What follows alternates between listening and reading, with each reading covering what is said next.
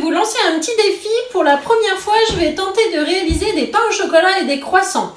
Donc j'espère que ça va vous donner envie d'en faire. Et on va tenter cette recette de notre chef Laurent sur le Club Guy de Marle et donc qui est réalisée dans le high cooking. Pour les cuissons, nous allons utiliser la toile de cuisson Guy de Marle posée sur sa plaque aluminium. Allez, on tente l'expérience.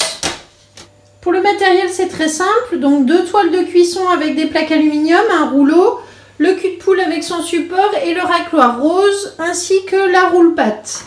Nous allons donc avoir besoin de beurre, de farine, du lait, du sucre, de l'eau, du beurre encore, des barres de chocolat, des œufs pour la dorure et nous allons utiliser la levure Guy de Marle, voilà, pour spéciale pâte briochée, donc pour réaliser ces petits pains. La recette que je fais dans le high cooking, c'est donc celle de Laurent de Régnancourt, qui est le chef de Guy de Marle. Et c'est parti, on commence la recette. On commence donc la recette, on lance le pas à pas et donc on suit les instructions. D'abord, on va faire la préparation de la pâte levée. Alors, il faut verser le lait, l'eau et le sachet de préparation pour pâte briochée dans le bol. Donc, il nous faut 100 g d'eau que je vais verser avec mon pichet. Hop. Et voilà, 100 g d'eau. Suivant, 150 g de lait.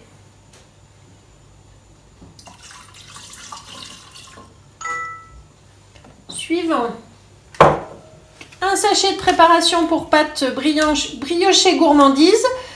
Cette levure, vous la trouvez sur la boutique en ligne, sur le catalogue. Et donc, elle est déjà salée. Je ne rajouterai pas de sel dans ma préparation de pâte à brioche.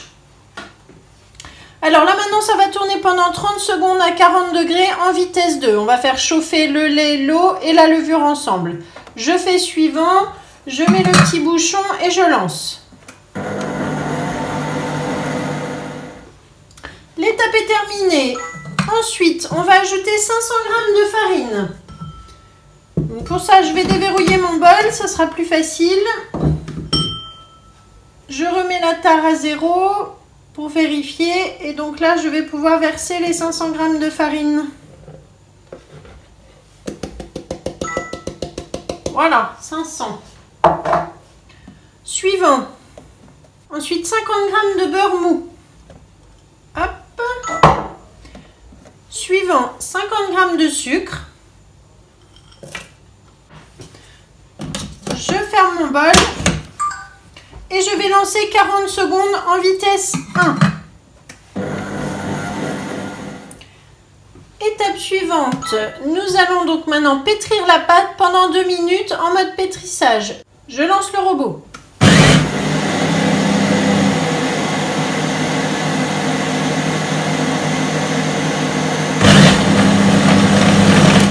L'étape est terminée. Voici la pâte qui est pétrie dans mon bol et que je vais mettre maintenant dans un cul de poule pour la laisser pousser avant de la travailler. J'enlève les lames, le fond du bol. Voilà, donc c'est vite fait, il n'y a rien à faire. Ensuite, avec le racloir, je dégage le reste. Hop. Je fais une boule et je vais la laisser pousser pendant 20 minutes avec une toile de cuisson sur le cul de poule. On se retrouve tout à l'heure pour le tourage. Donc ma pâte a levé pendant une vingtaine de minutes. Je retire donc la toile et je vais l'étaler sur ma roule-pâte. Dans la recette, il est précisé de faire un grand rectangle de 50 cm par 25. Sur ma roule-pâte, elle est graduée, donc ça va être facile. Je vais pouvoir donc prendre les 50 cm, c'est cette taille-là, et les 25 qui arrivent ici. Donc vous voyez, ça va faire un grand rectangle quasiment de la taille de la roule-pâte. Je la sors du cul de poule avec le racloir et je vais récupérer un petit peu de farine pour pouvoir l'étaler facilement. Voilà, je mets un petit peu de farine sur la pâte. Je vais en étaler aussi sur ma roule-pâte. Comme ça, ça va me permettre de l'étaler sans que ça colle du tout.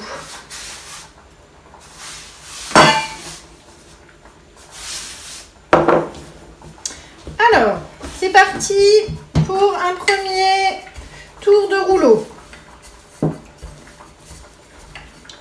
Donc 25 cm en largeur, c'est comme ça. Et maintenant, je veux la faire en longueur, 50 cm.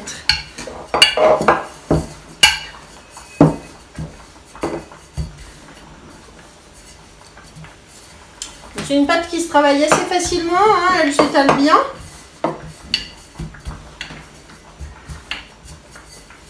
Hop. Allez, encore un petit peu pour atteindre les 50. Voilà. J'ai fait mon rectangle et maintenant on va s'occuper donc du tourage. C'est-à-dire qu'avec le beurre, on va faire plusieurs tours avec notre pâte. Donc ça, je vais la mettre un petit peu de côté pour l'instant.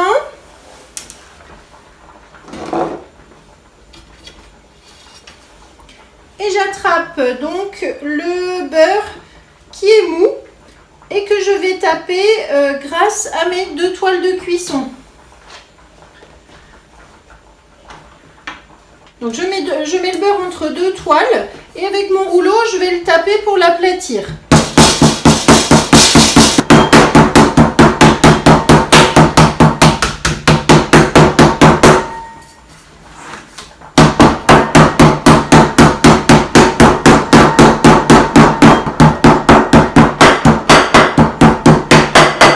Voilà mon beurre qui est bien aplati. Je vais pouvoir retirer donc une première toile.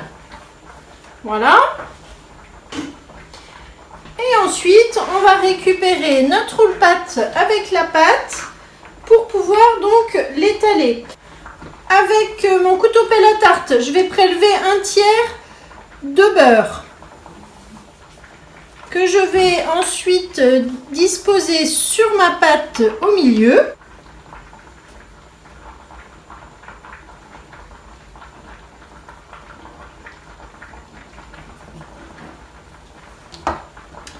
J'ai récupéré un tiers du beurre, je le mets sur les 2 tiers de ma pâte. Je vais rabattre d'abord le tiers non beurré sur la pâte, puis le deuxième tiers vers le milieu comme ceci. Voilà, on aplatit bien. On la retourner d'un quart de tour. Hop. Donc je la retourne comme ça et ensuite je vais l'étaler de nouveau pour que ça fasse un grand rectangle sur toute la longueur de ma roule-pâte.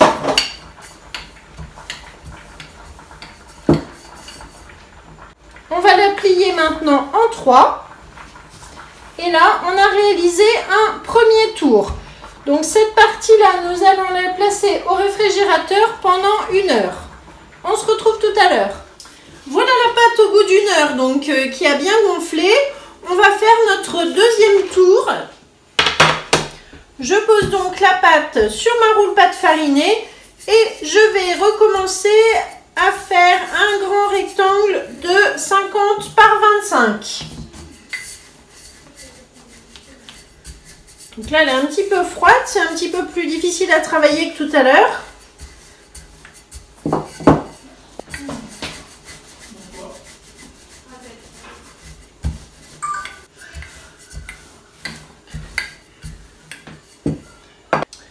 Voilà, une fois que la pâte est bien étalée, on va prendre un deuxième tiers de beurre que l'on va mettre dessus.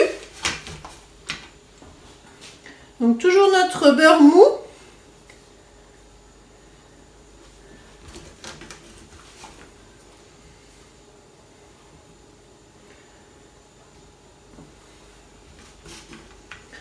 Alors cette fois-ci, on va la plier en 4, donc on va mettre un petit peu plus au centre. Ah.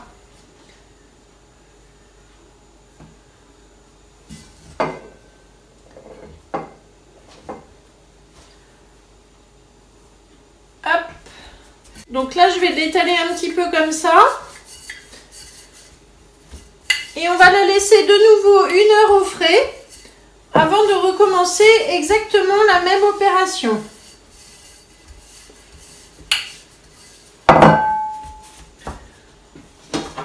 Donc je la remets sur ma toile de cuisson et c'est reparti pour 1 heure au frigidaire. À tout à l'heure. Donc voilà, au bout d'1 heure, notre pâte qui s'est reposée tranquillement au frigidaire. On va les réétaler une troisième fois, puis intégrer le troisième tiers de beurre. C'est parti!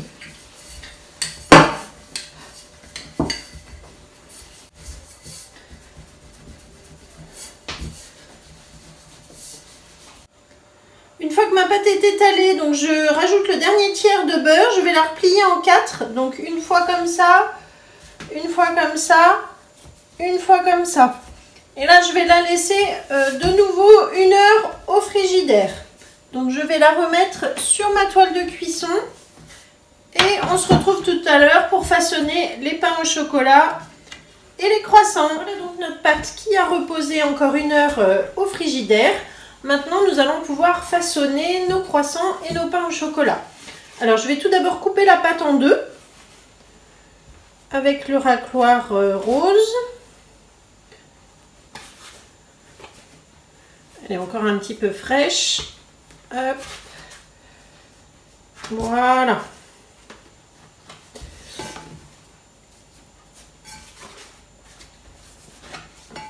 Donc là, quand on la coupe, vous voyez bien tous les tours que nous avons réalisés. On va en mettre une part de côté et on va commencer par faire des pains au chocolat. Donc on va étaler la pâte et pour les pains au chocolat, il faut faire un grand rectangle de 30 par 40 cm. Allez, c'est parti. Donc vous voyez que mon rectangle commence à se former. J'ai atteint donc les 30 cm de largeur que je voulais. Ici, ça va à peu près. Il faut que j'arrive encore à 40 cm. Donc jusqu'ici. Allez, je continue. Je tiens la pâte en fait d'un côté et je la pousse, vous voyez, pour pouvoir l'étendre. Ça, c'est vraiment l'avantage de cette roule-pâte qui du coup adhère au plan de travail et bouge pas pendant que je peux faire ça. La pâte est étalée, donc maintenant je vais la découper. J'ai donc un rectangle qui fait 30 par 40. On va d'abord la couper en deux à 15 cm. Alors j'utilise toujours la graduation de la roule-pâte. Et donc avec mon couteau pelle à tarte, je vais pouvoir suivre la ligne et découper comme ça à 15 cm. Voilà. Ensuite on va faire des morceaux qui font 8 cm de large. Donc j'utilise toujours ma graduation, ça c'est vraiment pratique sur la roule-pâte. Voilà, 8, 16. Voilà, donc là on va avoir 8 grands pains au chocolat et 2 petits. Donc maintenant que nos rectangles sont prêts, c'est très simple. Vous allez prendre 2 barres. On va les disposer comme ceci sur la pâte, sur le rectangle de pâte. Un petit peu espacé, et donc on va faire un premier pli comme ça, un deuxième pli comme ça, et voilà. Donc très simple. J'appuie un petit peu pour souder en dessous, donc ça, que la coupure elle tombe un petit peu au milieu comme ça en dessous, et ensuite on les pose sur la toile de cuisson. Donc on va les espacer parce que ça va gonfler, hein. Et je fais ça pour tous mes pains. Hop, un premier tour et ensuite un deuxième tour. Donc vous voyez que les barres qu'on trouve sur la boutique, elles sont de la taille du coup de ces pains au chocolat. Ça c'est des petites barres que j'utilise aussi pour faire des pains au lait, des pitchs maison. Souvent dans tout ce qui est boulangerie, là c'est vraiment bien. Nos 8 pains au chocolat déjà réalisés. On va faire la même chose avec les petits qui nous reste. Donc hop, on va mettre des petits bouts.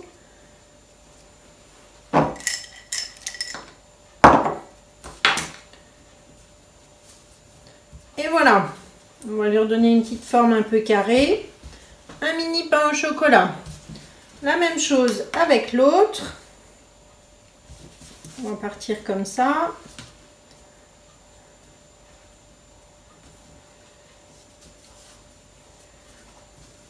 Pour la deuxième partie de pâte, on va faire maintenant les croissants. On recommence avec un peu d'huile de coude. Donc vous voyez la pâte là, elle s'est un petit peu plus détendue parce qu'elle est revenue un peu à température ambiante, c'est plus facile. J'étale donc ma pâte pour les croissants Et cette fois-ci, je vais devoir faire un rectangle de 20 par 50 cm.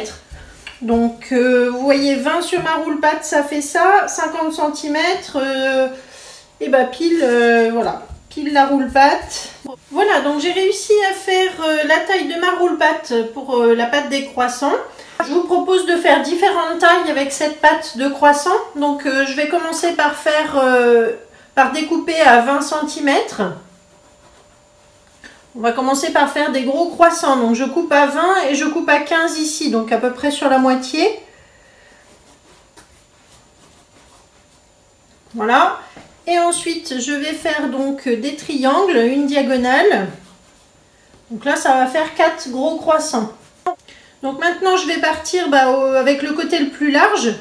Et je vais tout simplement rouler comme ceci pour avoir la forme du croissant. Ensuite, le poser sur la toile de cuisson. Je vais faire la même chose avec les 4 restants.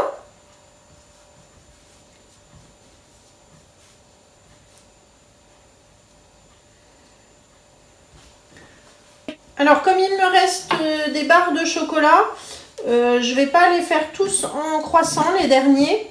Je vais faire des petits pains au chocolat.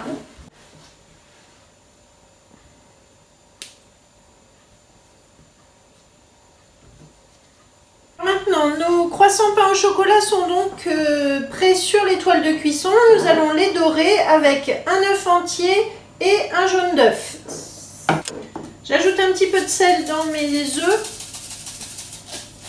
et je vais détendre avec la cuillère magique. C'est parti. Voilà, on voit que c'est bien battu, bien mousseux. Avec le pinceau, je vais pouvoir dorer chaque petit pain. Alors j'ai fait un petit calcul pendant que je badigeonne, je vais vous expliquer. Donc là on a fait 8 gros pains au chocolat, 10 mini pains au chocolat, 4 gros croissants et 5 mini croissants. Donc ça fait quand même une bonne proportion. C'est vrai que c'est un petit peu de temps de réaliser tout ça. Mais quand vous voyez les économies que vous faites, j'ai fait un calcul en fait pour toute cette quantité, j'en ai pour 5,07 €. Sachant que je prends de la farine à la boulangerie, de la bonne farine, du beurre à au moins 80% de matière grasse, il faut que ce soit aussi du bon beurre. Les barres de chocolat, donc sur la boutique Guy de Marle, c'est des paquets par 300 barres, donc voilà, c'est quand même assez rentable de faire régulièrement sa pâtisserie maison. Et puis ensuite ça va être du lait, la levure pour brioche qui est aussi sur la boutique Guy de Marle. Donc en faisant le calcul de tous ces ingrédients pour la recette, j'en ai pour 5,07 €. Vous imaginez les économies que vous faites en ayant fait cette quantité de pain au chocolat et de croissants. Voilà, donc nous avons fait nos pains au chocolat et nos croissants. Bravo pour une première, c'est super. Donc si comme moi vous n'avez pas le temps de tout préparer le soir, vous pouvez très bien à la dernière étape laisser la pâte au frigidaire et le lendemain vous la sortez une bonne heure avant pour qu'elle revienne un petit peu à température ambiante, qu'elle soit plus facile à étaler. Et puis ensuite vous les faites cuire le matin, voilà. Ensuite n'hésitez pas à bien les laisser refroidir avant de les déguster. Et puis à vos essais, j'attends vos photos, vos commentaires. N'oubliez pas de liker la publication. Et puis je vous dis à une prochaine fois. À bientôt!